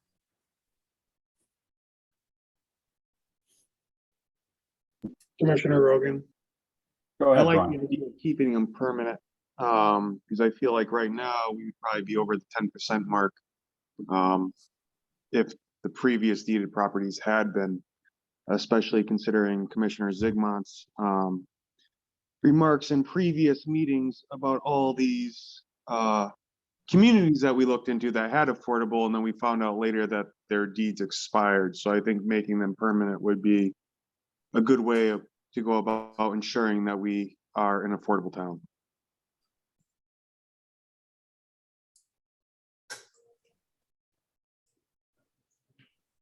Okay. How would that affect the current housing projects that we have? Would that be retroactive? I don't believe that could be made retroactive. I think this would just be for new construction. Right. So this is Maureen speaking, and I may be dating myself here and maybe misremembering because it's from my youth. However, I'm thinking when the time periods were put on affordable housing, initial time periods were listed, they were partially put in or because as housing stock gets older, it generally becomes more affordable, or it's less of the valuable housing stock. And I think that's why, in perpetuity of forever is forever on a deed. So I just think it needs to be a thoughtful process to decide, and the wording here is fine as far as extend the duration as opposed to, deciding in 5 minutes whether that extension is forever or for 40 years or for 100 years or for whatever. I just think that concept could use thoughtful process to decide what that number should be. Yeah, I agree. I think maybe you remember that several years ago, there was a big controversy about HUD financed affordable housing projects that were deed restricted, and then the developers didn't have enough money to maintain them, and then they changed the deed restrictions. And so, the whole program has to work. And it is something that it requires thought. Hey, this is Chris This Capola. as evaluating the potential of extending required duration on deed restrictions. Sure. I think the wording here is fine with extended. It's just how it's extended is something that is beyond, in my opinion, is just beyond this, the level of this discussion for the plan. Can't we just put something like explore extending the required duration? That's what I was thinking, yeah, something around that, evaluate, explore. See what kind of mechanisms we come up with. I mean, is there any language you could put in with options to, we could exercise an option for some incentive to them to when we get the 40 years extended another 40 years or something like 20. I don't know what options are. Okay, so I changed that language. Let's move on to the next. Communicate with affordable housing developers about opportunities for affordable housing development in Berlin. And this is all about the town being proactive, reaching out to developers and inviting them into town. No. So this has to do with if we do some of the things we're talking about, identify parcels that Right. change some of the zoning along with some of the different areas and say, hey, this is now zoned for use affordable, whatever. If we get those things and we can communicate them, because when we talk to some of the big developers, that was one of the biggest issues. It says if it takes 5 years to build an apartment complex, it takes 3.5 years to get through the zoning change from start to finish to get by the time they get the financing, whatever. They said their biggest obstacle is going into some place where it's not already defined and having to work through that process. So if we can cut through some of that red tape for them and communicate with them, we'll have a lot more control about what happens. That was a thought.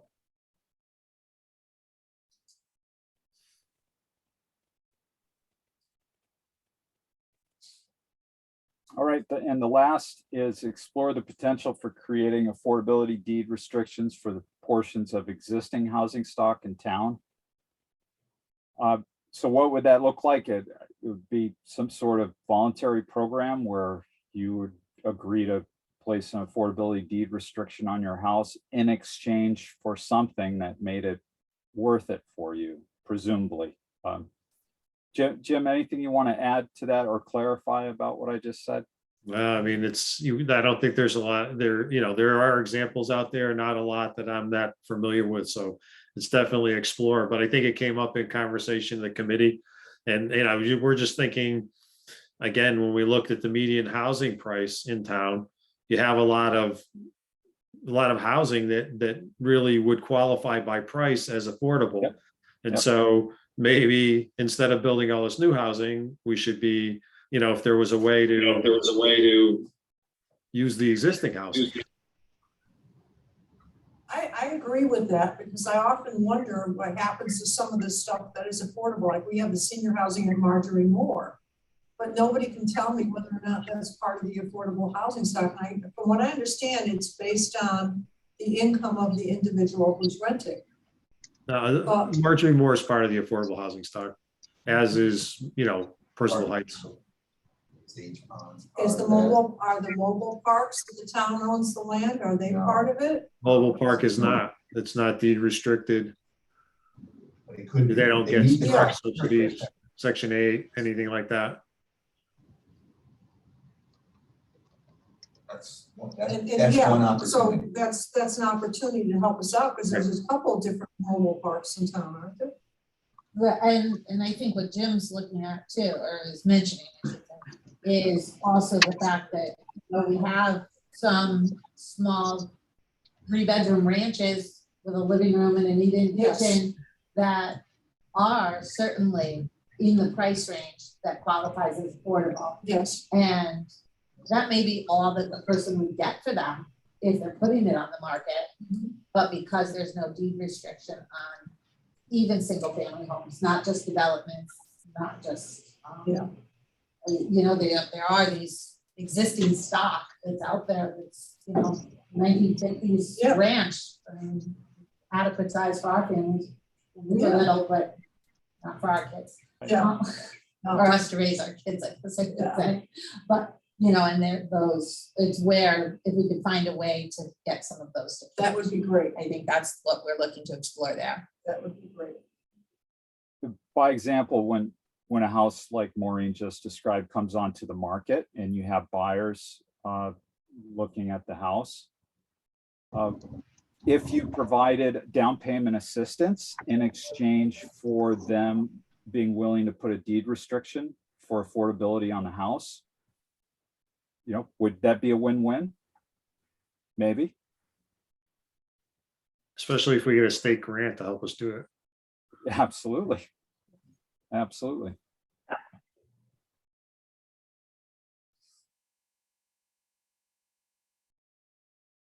Okay. Okay. All right. Well, we got through quite a bit. So thank you for your contributions. Let's talk about where we go from here. These are our next steps for the Affordable Housing Plan. The Affordable Housing Plan, this committee, not including the POCD members that are attending tonight, will meet again April 5th to Prior approve to. the fund. What's that? Prior to April 5th. Or excuse me, thank you, prior to April 5th to approve the final draft plan for transmittal to town council. That this, of course, requires myself and the rest of the team to make revisions based upon our discussion this evening. The draft plan will then be provided to council at or before their April 5th council meeting. At that meeting, they will vote on a May 17 hearing date for the Affordable Housing Plan. So we're hoping that they vote to adopt that date for a hearing. The draft plan is then filed with the town clerk, posted to the town website for public review a minimum 35 days prior to the May 17 hearing, if they do vote on that date. That means by April 12th. Public hearing, if held on May 17th, would open up the plan to public comment. And at that point, council will determine whether or not they want to adopt the plan or make revisions. If there are no revisions or very minor revisions that are necessary, they can vote to adopt the plan that night and adopt it with the minor revisions. If based upon public comment and at the hearing or on the plan itself while it was made available to the public, they feel that the plan needs significant work, then basically they can choose to pick another date prior to June 1st and we amend the plan and conduct another hearing for adoption. That makes sense? Yep. So we're on a solid timeline here, but we need to stick to it. Okay. And for the POCD committee members attending this evening, this is how you can participate in the process. And in addition to these meetings that you've joined, the past two meetings, the plan basically will make sure we make the draft plan available to all of you for review. And you can provide comment to council for their consideration.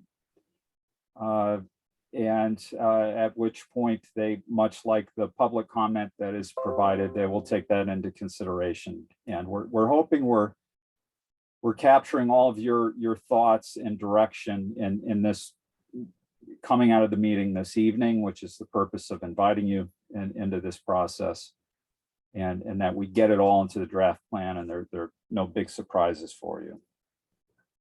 Now, with regard to the POCD and where we're at in that process, we're obviously very focused on the Affordable Housing Plan right now, but next month we do plan on resuming with our POCD schedule, which includes we really need to launch community engagement efforts, and we wanted to get this Affordable Housing Plan far enough along because we have a very tight deadline on that, so that we could free ourselves up to focus on advancing the POCD.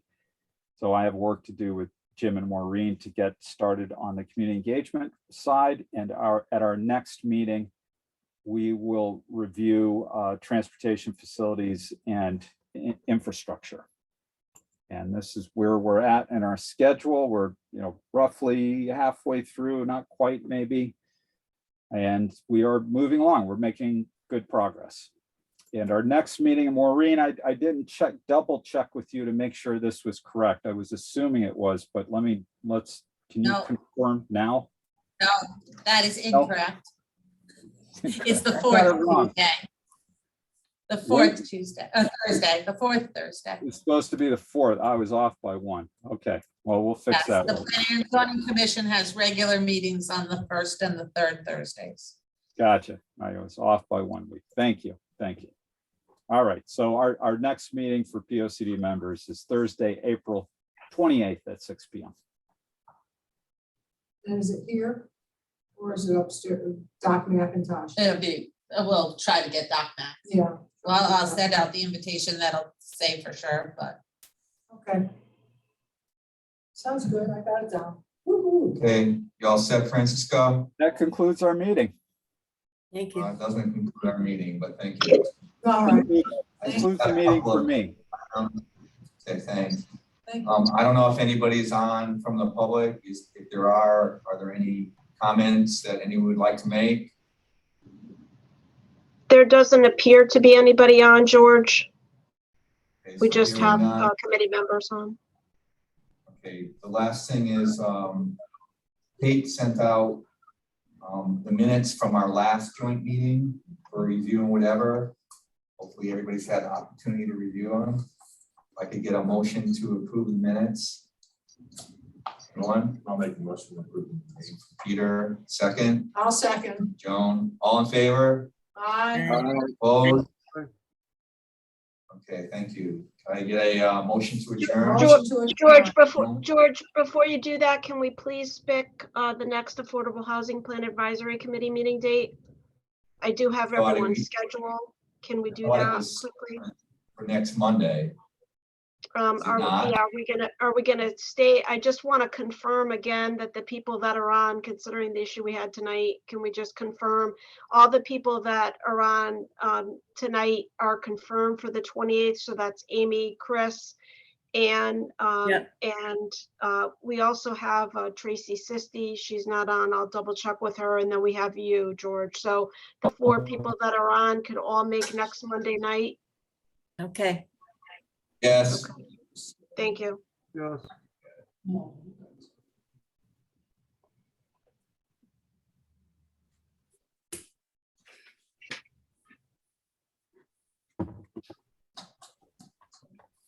still on the All right. screen.